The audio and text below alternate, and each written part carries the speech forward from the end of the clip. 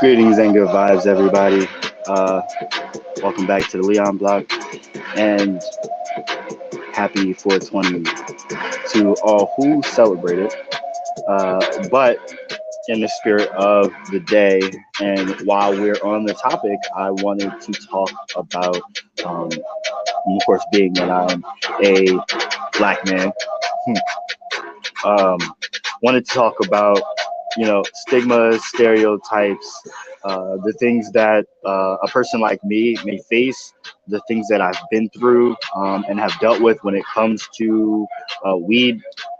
I do smoke, and I smoke a lot, and there's reasons behind that. There's reasons behind why a lot of black men smoke, and I want to get into studies that have been centered around that very thing. I want to talk about the war on drugs. I want to talk about the new legalizations in so many different areas and how that has not changed the amount of arrests that are being made uh, towards people of color. Um, Myself, uh, I've never had a medical card. I always made the excuse that I couldn't afford one or whatever. But uh, here in Pennsylvania, the state of Pennsylvania, it is legalized medicinally, and there are counties and regions that have decriminalized. The county that I happened to be in when uh, something happened to me happened to be a county where it's not decriminalized. So I therefore was charged with what is basically a DUI. Because I had never been in trouble, I was able to go into what's called an ARD program, where if you complete the stipulations of the program, they will indeed expunge your record so that you don't have that stain on your record. However, it was something that was still very, uh, they put you through therapy as if you're a drug addict and you have all these issues, and it's more traumatic than it is helpful. And this is something that many people go through, not to mention the financial costs of it, how much it rips and tears people's lives apart. There's a story that I heard of with a couple going to visit family in Alabama.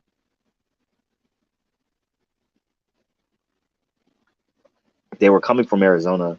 The husband, mind you, the couple was black. The husband had did a stint in Iraq, and he developed PTSD, and he was prescribed marijuana to alleviate the stress and the symptoms, so he was able to get a full night of sleep and things like that. And he took his medicine with him on the trip, and he was stopped going through Alabama. And long story short, he did 5 years in prison in Alabama without his medicine, and that caused more harm to two people's lives directly than it did any good. And this affects people's lives daily. And here we've got a whole industry now that is being commercialized. That's taking away from small businesses, lots of small businesses of color, in my eyes, are legitimate businesses. And white people are making so much profit off of this, and it's seen as a cool and hip and fun thing. Meanwhile, people like myself are still demonized, seen as criminals, and locked up for doing the same very things that their lighter skinned counterparts get praised for. So it's very interesting. It's very uh, it I want to speak on and highlight the different the stark contrast between races and the things that happen between us when it comes to this specific drug. And I have a number of articles that I do want to get into and read to y'all. And of course, I will be sharing links for y'all as well.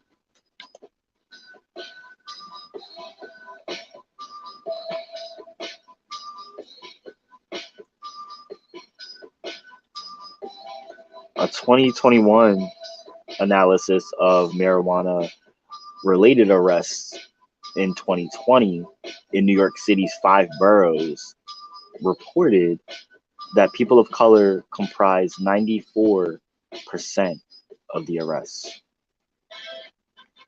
94%.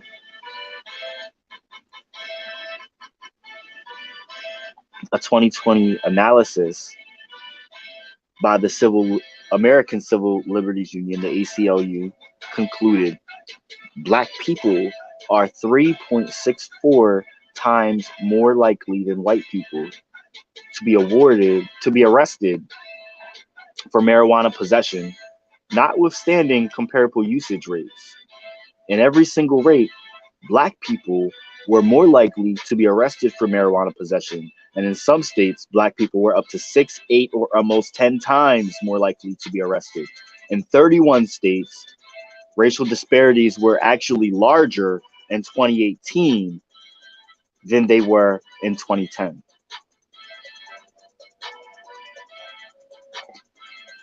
That's not surprising. Again, the commercialization and the widespread usage and the stereotypes being changed, perceptions being changed, and legalization going across the board rising doesn't change the fact that Black people and brown people by large are still being arrested and criminalized and demonized for marijuana usage and having marijuana in their vicinity.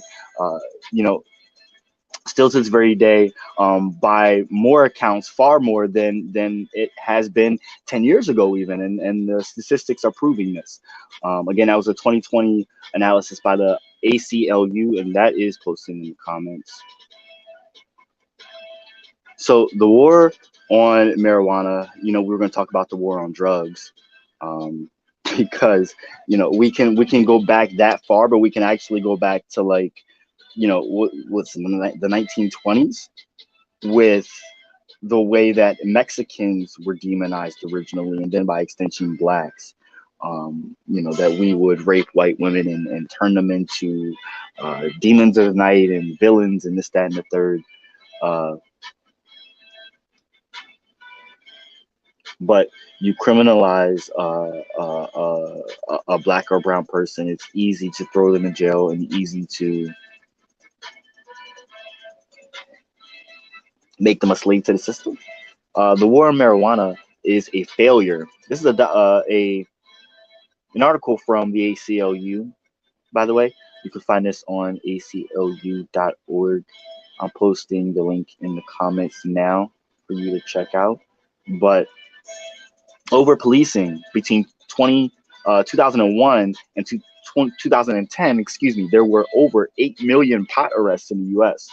That's one bust every 37 seconds and hundreds of thousands ensnared in the criminal justice system. And it's a waste of time and money. Completely. Enforcing marijuana laws costs us $3.6 billion a year. Yet the war on marijuana has failed to diminish the use or availability of marijuana, not to mention how much more money is made in the states that are selling marijuana legally now. Think about that. They're making billions of dollars, and it's costing us billions of dollars just to have this so-called quote-unquote war on drugs, more or less specifically speaking of marijuana though. And then, of course, the racial biases. Marijuana use is roughly equal among blacks and whites, yet black people are 3.73 times as likely to be arrested for marijuana possession. This was at the time that this article was released, and it has been updated. For every 0.1 hours, for every 0.1 hours, someone in the United States is arrested for having marijuana, a black person is 3.7 times more likely to be arrested than a white person. crazy. It's time to end the war on marijuana. The aggressive enforcement of marijuana possession laws needlessly ensnares hundreds of thousands of people into the criminal justice system and wastes billions of taxpayers' dollars. What's more, it's carried out with staggering racial biases. And despite being a priority for police departments nationwide, the war on marijuana has failed to reduce marijuana use and availability and diverted resources that could be better invested in our communities. Definitely check out this article because it sheds it sheds a clearer light on topics that we already know and want to get into deeper anyway. Things that we really already know, to be honest. Um, in all regions of the country, whether it's rural or I hate saying that word, or urban, and black and white people, we all are aware of how increasingly commercialized marijuana usage is becoming and legalization of it. Yet, who is actually benefiting from this and who is actually getting harmed by this? Financially, black people and brown people are getting harmed by it. The ones that are quote unquote drug dealers, it gets such a bad negative connotation, but the people who are opening up shops and selling it, how different are they than the people that are selling it on quote unquote on the street? And they take a risk every day. Both parties take a risk every day, but the ones that are not having a brick and mortar shop are taking a bigger risk, and it's affecting their lives every day.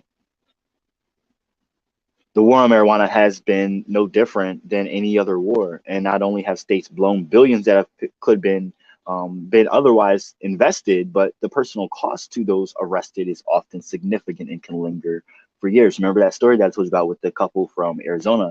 When people are arrested for possessing even tiny amounts of weed, it can have dire collateral consequences that affect their eligibility for public housing, and student financial aid, employment opportunities, child custody determinations, and immigration status. According to the ACLU, their original analysis, marijuana arrests now account for over half of all drug arrests in the United States. Of the 8.2 million marijuana arrests between 2001 and 2010, 88% were simply for having marijuana. Nationwide, the arrest data revealed one consistent trend: a significant racial bias. Despite roughly equal usage rates, and we can say this, I can't say this enough, blacks are 3.7 times more likely than whites to be arrested for marijuana. This is a national thing. This is a national average. But if you look at different states, like the that bounces up and down. If you look at different articles, if you look at different times, different articles were released, but it's still significant, and that's the point that we are trying to make here.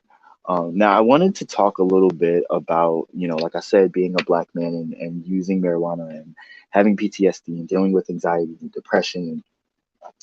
It definitely does help, when it comes to sleep and things like that. But there has been studies done to, let me just go ahead and read it. I will post it in the comments for people to check out, but it really talks to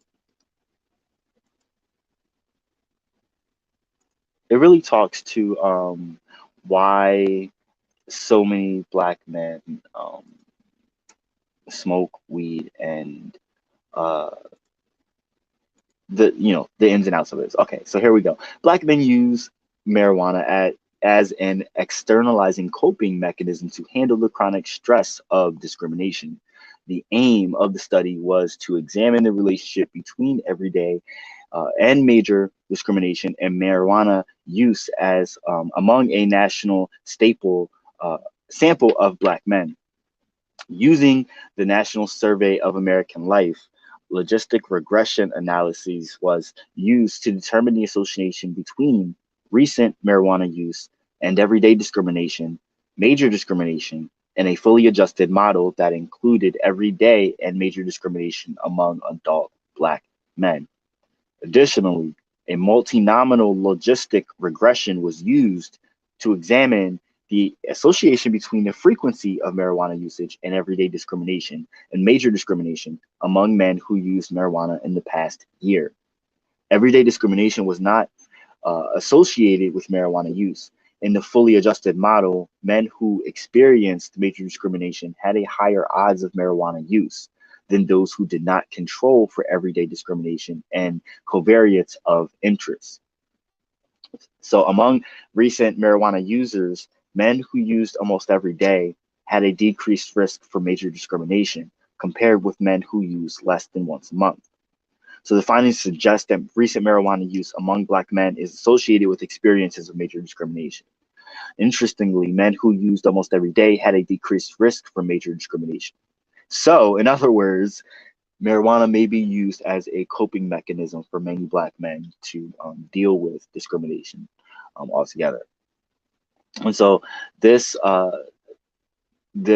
study I find very interesting, and I think that this is something that maybe Black men get mocked at for in some kind of sense, and get made as a negative connotation. But if it was flipped, and if it was, a white man or a white adolescent, even, it would be flipped. It would be so different. The perception of those individuals would be completely different. That's right. That is correct. The war on drugs is a facade to have an excuse to arrest and exploit the middle to lower class people of color. And actually, let's say like any people of color, because celebrities, whether they're Black or brown, they still get drug charges. Like rappers and things. That is still very much common, and I think that is part of the culture used to continue to stereotype and demonize Black people by large, but especially Black men when it comes to marijuana.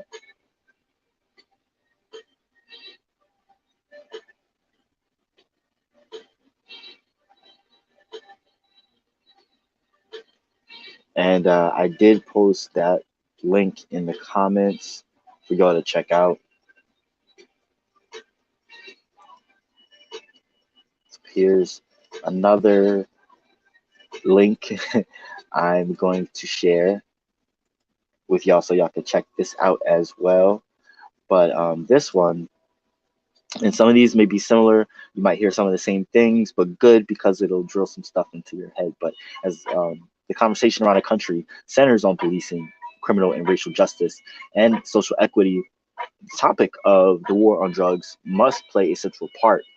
And for decades, the war on drugs has been a tool to target Black and brown Americans and change our life trajectories in our communities for millions of us. The protests and policy debates across this country seek to change both the outcomes, processes, practices, and institutions that produce those outcomes. One significant institution contributing to racial inequity is the American drug policy. So the author of this article, John Hudak, he is some white guy. You can follow him on Twitter, John J. Hudak. He has a book called Marijuana, A Short History. And he says it explores the explicitly racist roots of cannabis policy in the US, as well as the broader war on drugs, and highlights how politicians across the political divide, albeit, spent much of the 20th century using marijuana as a means of dividing America. One consistent target for the nation's cannabis laws were communities of color. Despite cannabis rates of usage between white and Blacks and browns being similar, Black Americans are arrested at offenses nearly 4-1 compared to whites.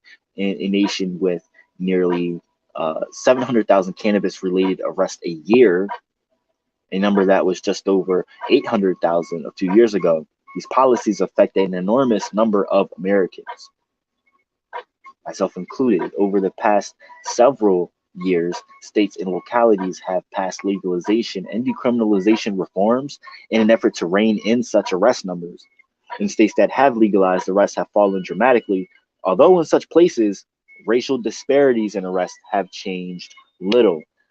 Legalization or decriminalization are steps in the right direction, but such policies only help fix the present and future. Most of these reforms do little to fix the past.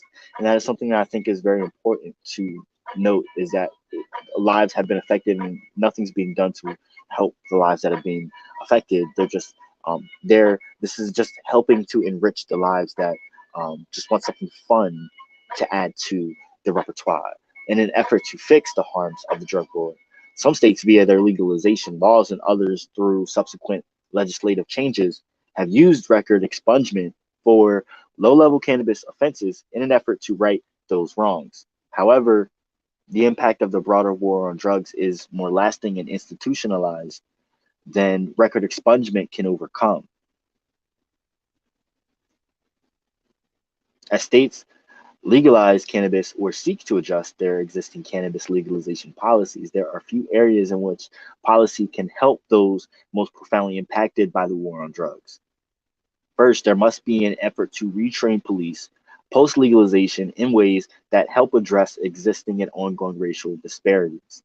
Police departments can use changes to cannabis laws as an ideal opportunity to address some of the behaviors, choices, and biases that contribute to inexcusable disparities that exist between non-whites and whites arrest rates. However, I don't I'm going to be a little pessimistic here and say that that's a very big stretch for that to happen, because honestly, a lot of police departments and police, I will say it, do benefit from the war on drugs, and it's known that they confiscate lots of raids that they do, and they take this and sell it, or they take it and use it themselves, or do whatever they wish with it. So I can't see them necessarily giving that up anytime soon. More effective policies must be implemented in legalizing states to create new and lasting ownership opportunities for people of color and those with previous low-level cannabis convictions. Several states have tried to craft policies to accomplish such goals, but they have largely fallen short of expectations. Access to business licenses is a critical part of that process, but so too is free business consulting for new entrepreneurs and greater access to reliable capital. That access to capital cannot simply be funding for opening a business, but the cannabis industry thus far shows us that even businesses that get off the ground have trouble thriving, leading to the sale, merger, and closure of businesses. Helping business owners remain competitive is key. And I think that is one of the things that does scare Black business owners that do have the means to do it in some sense. There still is a financial risk that they have to take, and that may be a make or break for them ultimately, versus white people, white owners who have more endless means or can just go out and take a loan, and they're not frowned upon. A Black person or a brown person going to try and get a loan to open up it's just not going to happen. And there's so many questions that come along with even any kind of person of color, so yeah, for decades the criminal justice system in the United States extracted from Black and brown Americans money, human beings, and opportunity. The legal cannabis industry can help return what was taken. The history of cannabis policy demonstrates that racism was institutionalized and enforced in specific communities, and it is now legalization that must institutionalize the means for our recovery.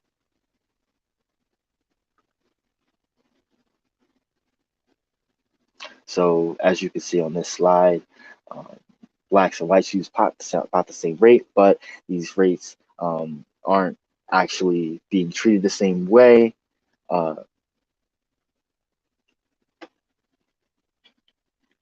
I believe it was ratio of 4-to-1 Blacks and whites are being arrested at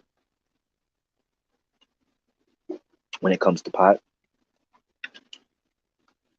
And so the ACLU is using the unofficial cannabis holiday of 420 to draw attention to the issue of the disparities when it comes to policing and over policing communities of color when it comes to marijuana, and the over commercialization and popularization when it comes to being something hip and cool for white people. Ben and Jerry's actually does point out some really good things too, and they spell it out very plain and clearly for white people to understand.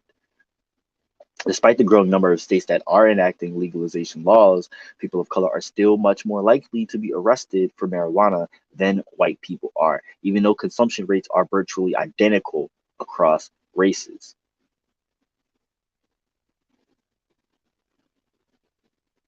And even in some states um, that have, completely still criminalized marijuana, black people are arrested for cannabis at almost 10 times the rate that whites are busted for it. So just like that story we were telling you, with the black couple that went through Alabama, they legally were able to have it in the state that they resided in, but you know, any cop, you're going through a state that is frowned upon it, or their laws can be used to justify something, they will do whatever they can to arrest you. Marijuana arrests nationally are down 18% since 2010, but there has been an uptick since 2015, even though more states are enacting legalization or decriminalization policies. The cannabis arrests account for 43% of all drug arrests in 2018, the most recent year the report covers, but an overwhelming majority of those arrests, 89.6%, were for possession alone.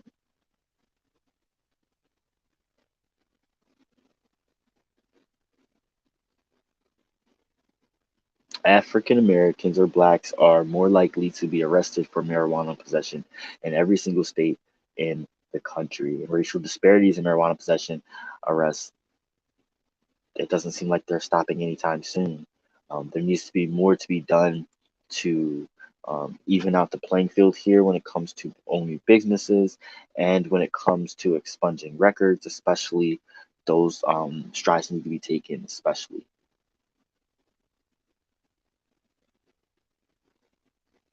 And marijuana arrests decrease after decriminalization, but drop more sharply in fully legalized states. States that legalized cannabis saw decreases in marijuana possession arrests, though ACLU found that some of those had been experiencing a downward trend even before prohibition was ended.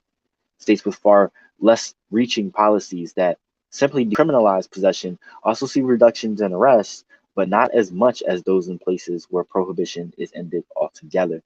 Cannabis possession bust rates are roughly 8 times higher in decriminalized states than ones that have fully legalized, though they are lower in those than where broad criminalization is still the law.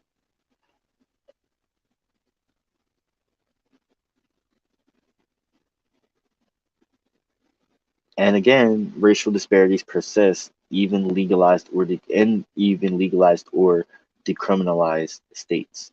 I can't stress that enough. Black people are still more likely to be arrested for possession than white people. Doesn't matter if you're in a legalized, decriminalized, or neither state.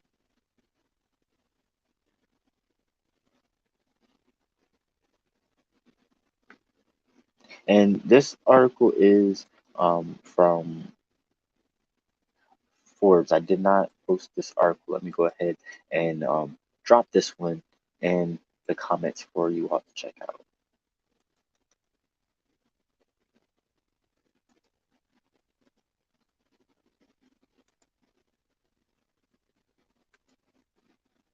And then I have another one.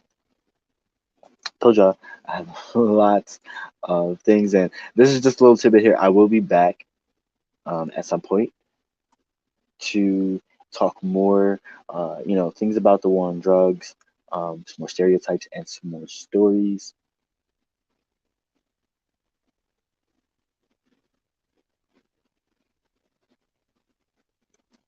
But this one is after pot was legalized, more black people were arrested. Definitely has some really interesting charts for you to check out. Um, one breaks things down by race for you between 2010 and 2019.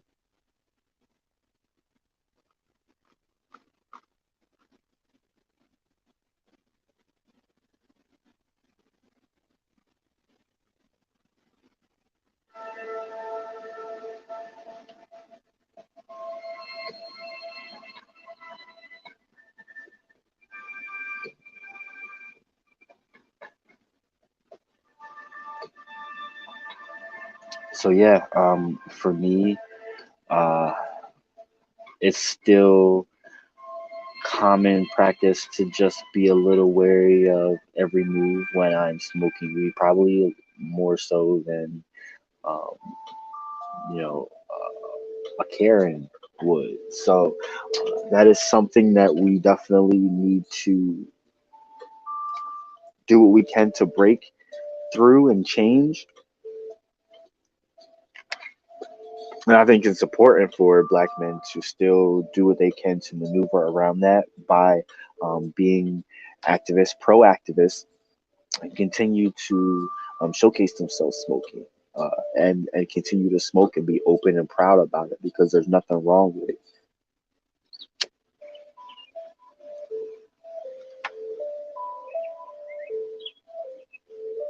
As you can see,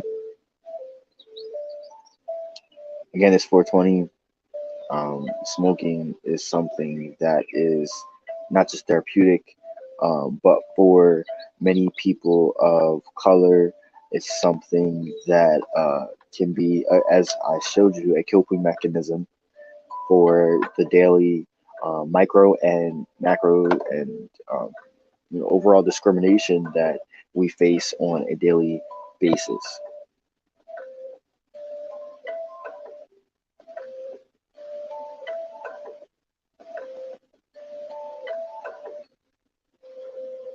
I can't count at this point how many times I've been stopped and I had, weed, and it was justified to um, get me in trouble. Thank goodness I was able to get out of many of those situations. But I'm currently in a situation that has to do with the law and marijuana. I spent time involved in something else several years ago, a few years ago, where I had to, do uh, group therapy and pay for a lawyer and all kinds of stuff when it came to getting like that DUI that I was telling you about, and it was for smoking marijuana while I was driving. Which again is not necessarily something someone should do, but at the same time, the harshness of all of what I went through, um, by any means, most people would agree that it was ridiculous, and it affected me in ways that I think I still deal with today. It definitely affected uh, me in a way of when it comes to interactions with police, and it also just solidified and layered down another layer of how I feel about the police, and re-solidified my apprehensions towards them, and my just why they're hard to, uh, a reason as to why they can be hard to trust. They don't make it easy for you. Uh, And so, yeah, there is a lot of changes that we need to make, not just when it comes to laws, but pushing against the stereotypes of the culture that is being thrown at us when it comes to the way that Black men, especially, are perceived compared to white women. So that is something that I think that a lot of people in general can be proactive to take steps towards. It's just trying to make it even more commonplace. And I do see a lot of that. And I feel like we're getting to a point where we will continue to see more of that. People just don't give a fuck anymore. And a lot of people are pushing back. We'll definitely get there.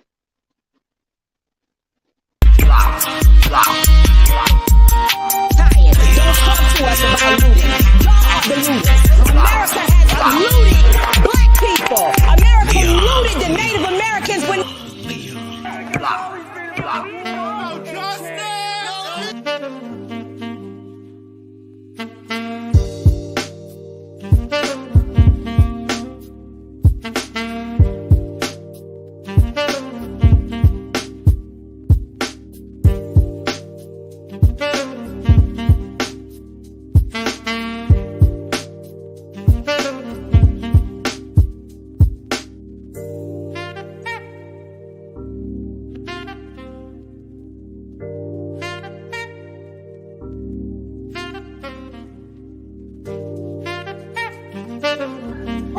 I'm like, God, no matter what it is, give me. They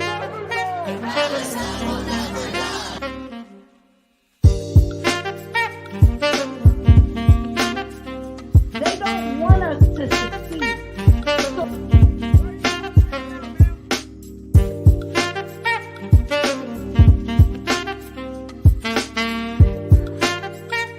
Black Lives Matter all day, every day. All day, every day.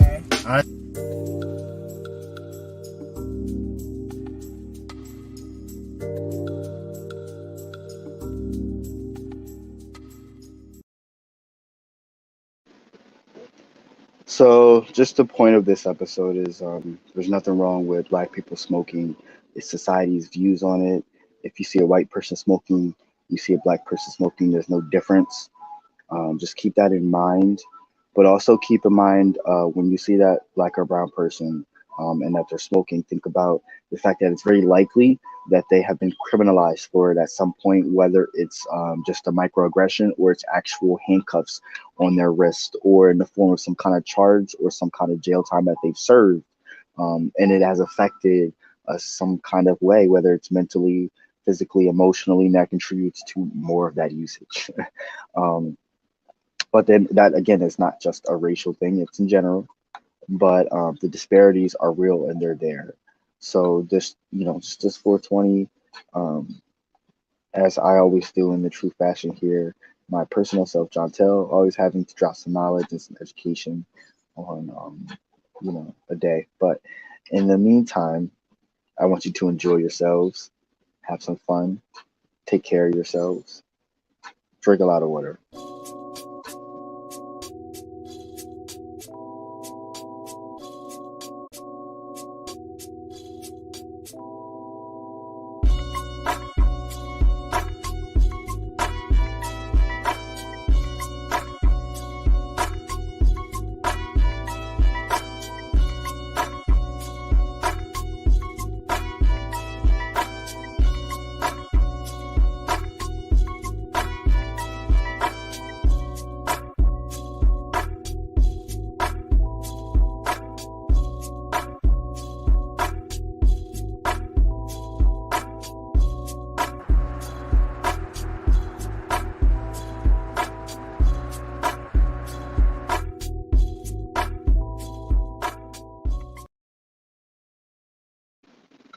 For real, every time I see a Black man, I think about how likely it is that they've been affected by the war on drugs.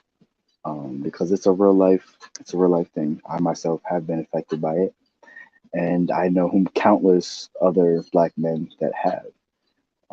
So it's just some food for thought there.